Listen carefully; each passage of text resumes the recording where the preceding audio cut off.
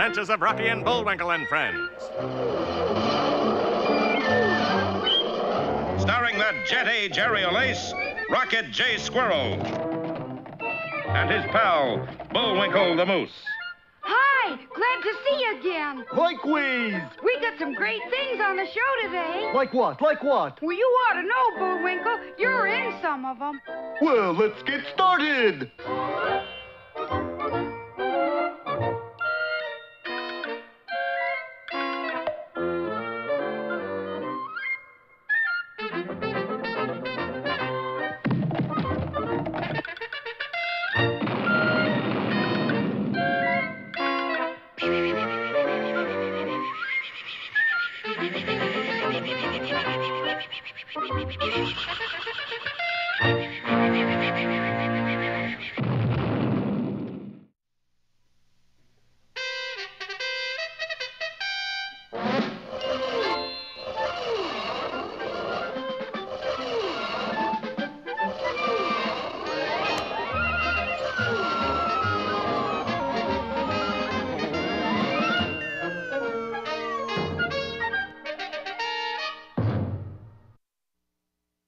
Well, last time you remember, Boris Badenov had got hold of the Kerward Derby, whose wearer becomes the smartest man on earth. At last, the world is mine! But there was one other claimant for the diabolical derby in the person of Fearless Leader. He had the drop on Boris until Natasha crept up behind him and... Oh!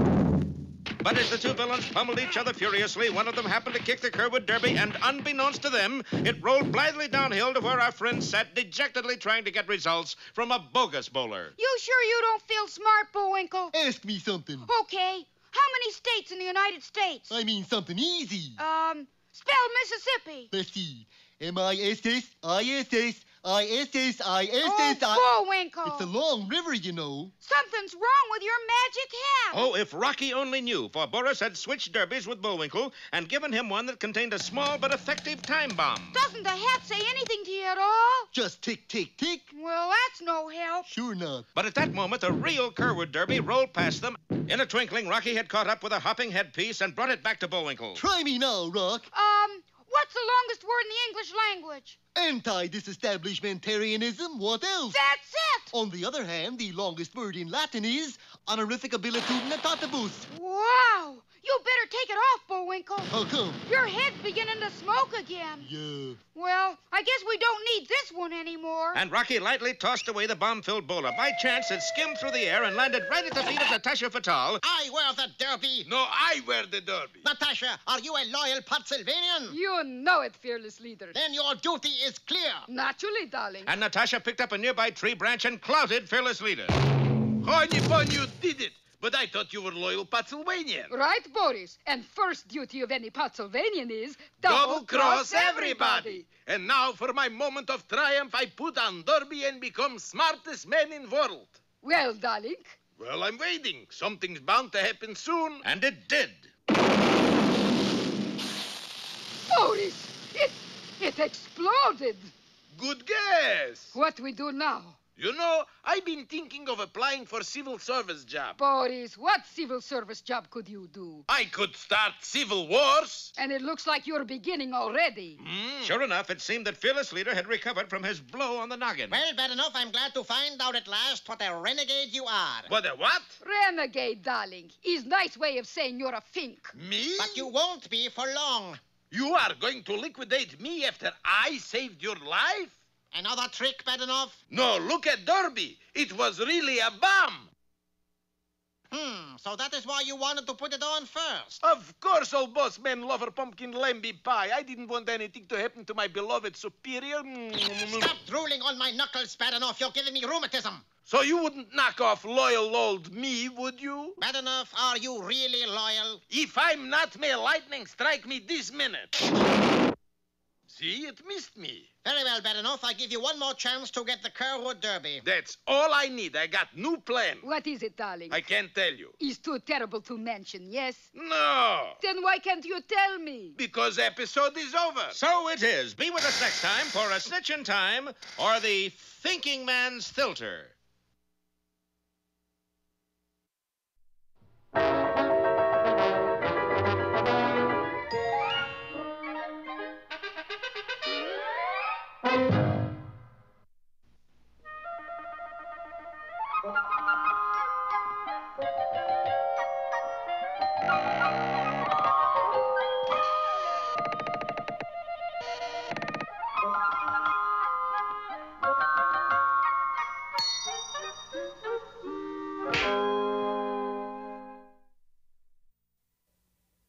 There was once a handsome young prince named John, and where one finds a handsome young prince, one is most certain to find a beautiful young princess.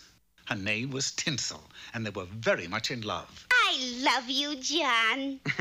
I love you, Tinsel. They were never happy unless they were together. Oh, I'm so unhappy. Peekaboo, guess whom? Oh, now I'm happy. Day after day, they went out hunting or fishing. Night after night, they went to balls or the funny house at the beach. They sang and danced and ate sugar plums out of the same dish. They shared delicate secrets together. How much money do you have? Oh, 100 million grinkles. You know, give or take 1,000 or so. Va-va-voom, that's a lot of grinkles. You can say that again. Va-va-voom, that's a lot of grinkles. Then finally, as everyone knew they would, they were married. And they moved into a beautiful white castle high on a green hill. They were so full of joy that everybody called it the Happy House. I'm so happy.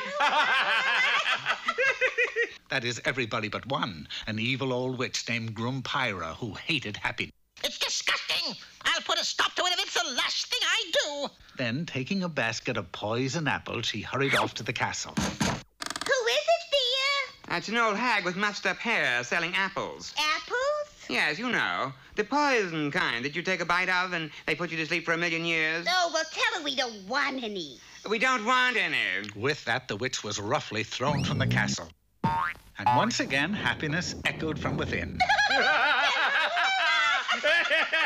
By now, Grumpyra was near the breaking point, and storming back to her cave, she took a huge black kettle and set herself to the task of concocting a mysterious, evil-smelling brew. Now, where did I put the gruffy dust? Oh, yes, here it is. A pinch of this and a pinch of that. A Dewey button and a French fried bat.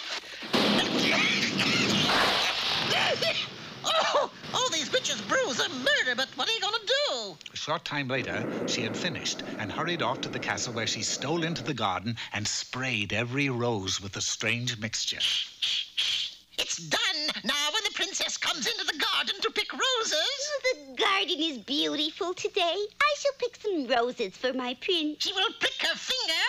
Ouch! ...and turn into an ogre. And when the beautiful young princess, who was now an ugly old ogre, went into the castle... Hello, dear.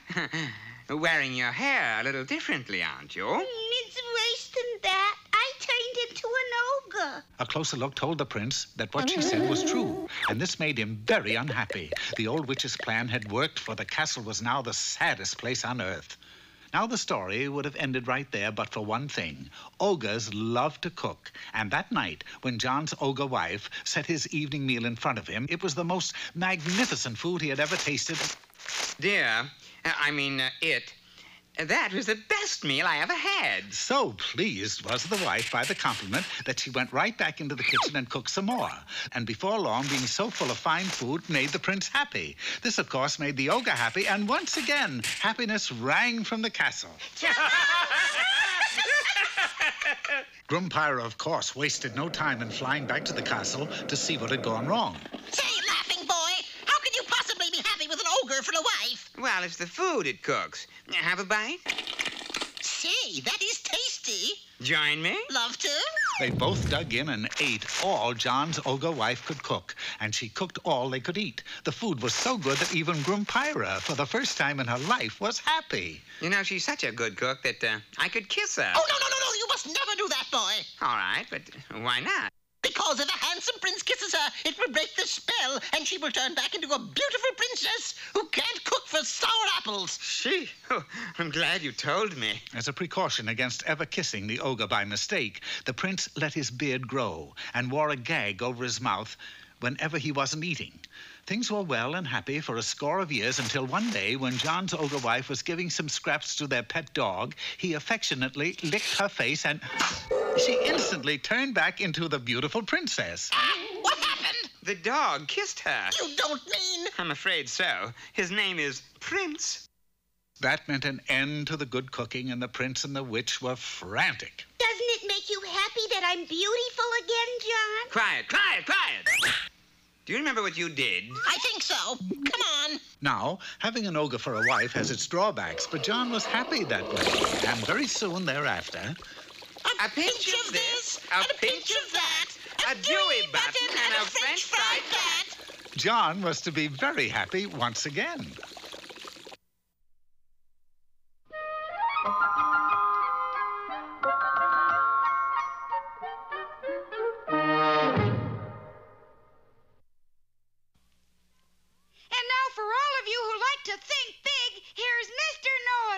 Hello, you big thinkers, you. Today's lecture is entitled, Falling Asleep on the Job Can Lead to a Rude Awakening, or Don't Be a Somnambulist Chaser. Let us suppose first that you are an admiral in the army doing sentry duty. The condition is red, and so are your eyeballs from lack of sleep. Falling asleep here would mean you'd lose your good conduct ribbon. The best way to stay awake is rush inside the nearest shack and light a cigarette. Preferably a candy cigarette. Next, we shall take a situation often faced by test pilots. You find yourself in the latest model, with your speedometer reading half full. You are ready to go into a screaming dive. After you land, right now it is your job to break the sound barrier, or at least bend it a little. You turn on your radio and contact the tower. This is Red Letter Day, calling Disabled Baker Charlie. Mayday, over. You discover to your disgust that Disabled Baker Charlie has gone into a screaming dive to wait for you. Anxious to get this over with, you throw the ship into a screaming dive. Hiya, fellas.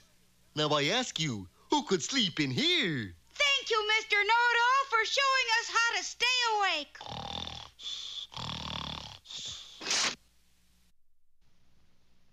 Today's lesson is mighty important, remember?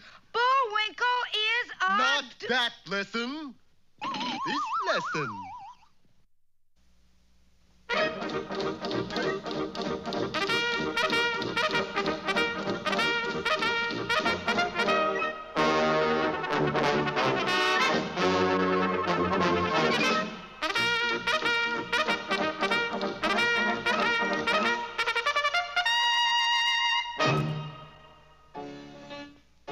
Falls, and sometimes it doesn't. One of the times it didn't was back in the year 1901. There it was, pouring itself all over the place, and then suddenly, without warning, honeymoon couples from all over the world stood transfixed. Who was responsible for this black deed? Who turned the tap on this great natural wonder? That little old fall maker, me. Yes, Snidely Whiplash. And they said Kansas was dry. Whiplash had concocted a diabolical scheme to undermine Canada's economy.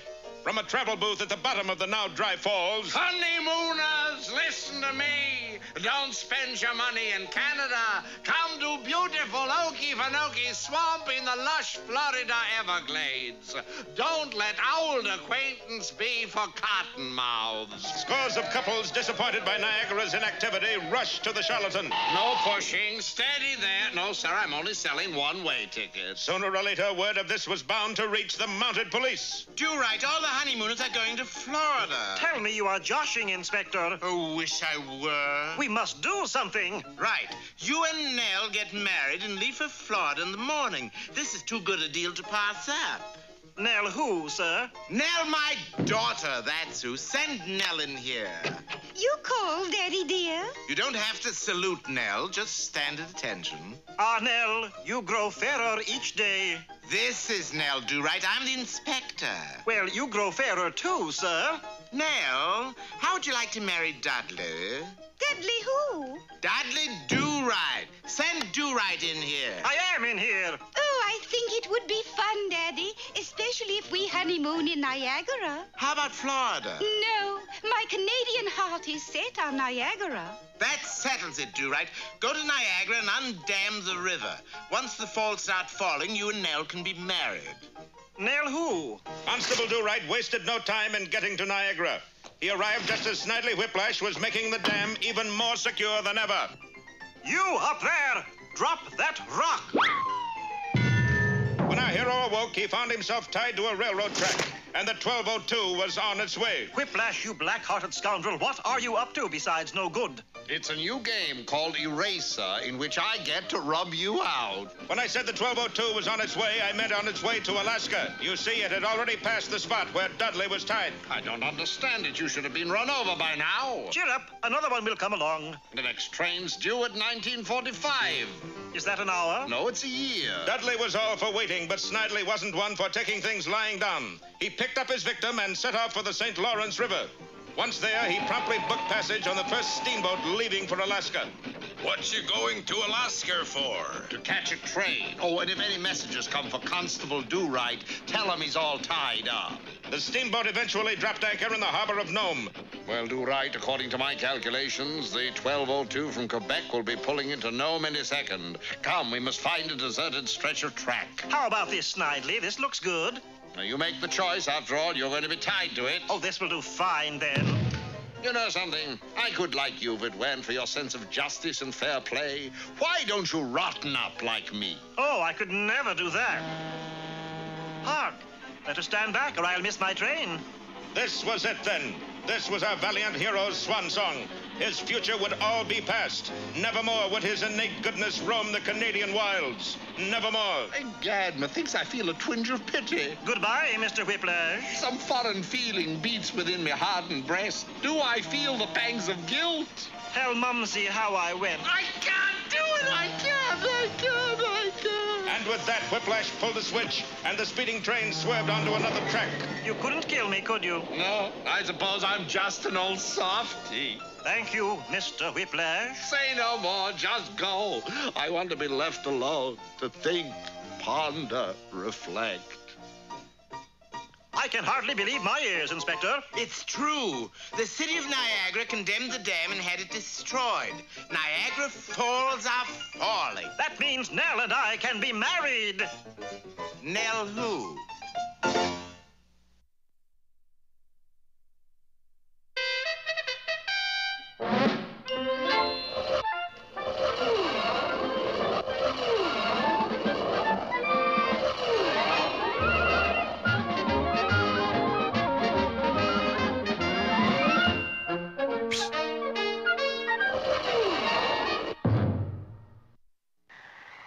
Well, fortune in the form of a strong breeze smiled once again on our heroes as it practically blew the Kerwood Derby into their laps. Now Bullwinkle is once more a mental marvel, the smartest moose in the world. Or even in the U.S. of A., which is bigger. That is, when he's wearing the Derby. The energy factors in electromagnetic quanta are proportionate to the wavelength of radiation. But there's one drawback to wearing the Derby. My brains keep overheating. In the meantime, Boris and Natasha had been given one last chance to get the fabulous bowler back. You see this box big enough? Yes, fearless leader. At noon, I send it to Pennsylvania with Kerwood Derby inside. Suppose I don't get Derby. I send it back with you inside. But I wouldn't be able to breathe in there. Believe me, that will be the least of your problems. You mean? Jawohl, you won't be breathing. Oh, boy.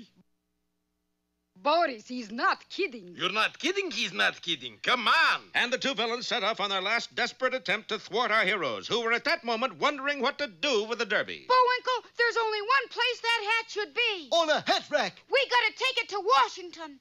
He never wears a derby. No, I mean... Usually he wears a wig. Bullwinkle! Besides, he's not with us anymore, you know. Bullwinkle! He's gone to the big cherry orchard in the sky. I don't mean George Washington. I mean Washington, D.C. Oh, him! That derby should be worn by the heads of government. See, that's right. Now, how do we get to Washington from here? We're broke. Beats me. Put on the hat and see if you can get an idea. Okay, let's see. Well, obviously the best way to get to Washington is run for office and be elected. Bullwinkle, it worked. It did? What'd I say? We're going to run as candidates. All the way to Washington? No. Come on, I'll show you. Rocky and Bullwinkle started their campaign. First, they held a rally of the Hatful clan. And if I'm elected, I'll drive every Floy out of the county. Next, they held a rally for the Floy clan. And if I'm elected, I promise to drive every hatful out of the county. You're going to be quiet around here after the election. As a result, before the day was over, Rocky had been unanimously elected as a representative from Peaceful Valley, Missouri, and was on his way to Washington. Traveling first class, too. Yep, first class freight. Boris, they are getting away. Of course, but the Derby won. Yes, at that moment, Rocky asked, When will we arrive in Washington, Bullwinkle? Wait, I'll put on my demon derby and come up with the answer. Boris prepared to hurl a strange weapon. He's a boomerang, Natasha. Darling, you can throw a boomerang. In a perfect cycle, Natasha. Watch. And just as Bullwinkle began to speak, We'll arrive in Washington on the boomerang neatly lifted the derby from his head. Go on, Bullwinkle. Go on where? When do we get there? Why, ask me. 'Cause you're wearing the Kerwood Derby on your head and... Hokey smoke, it's gone! My head? The hat! Oh, I'm glad it wasn't my head. I wouldn't have nothing to hang my antlers on. The wind must have blown it off! Stop the train! Well, here it comes, darling.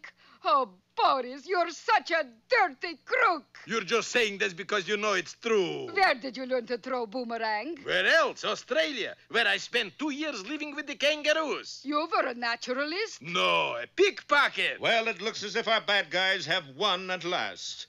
But anyway, watch our next gloomy episode, Boomerang Bowler, or Boris Makes a Comeback.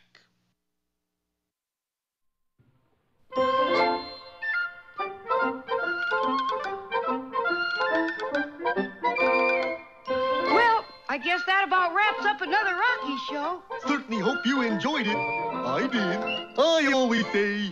Bullwinkle, time for us to go. Already?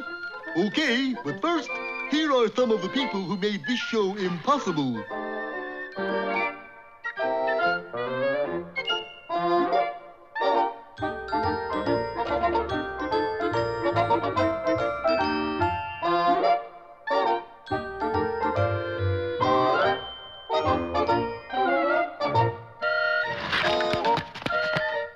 That's not all. My fingers get tired.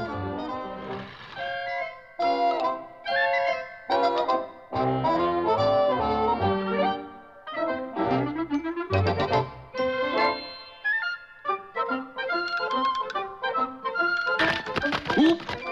Got away from me again. Well, see you next time. Ready, Bullwinkle?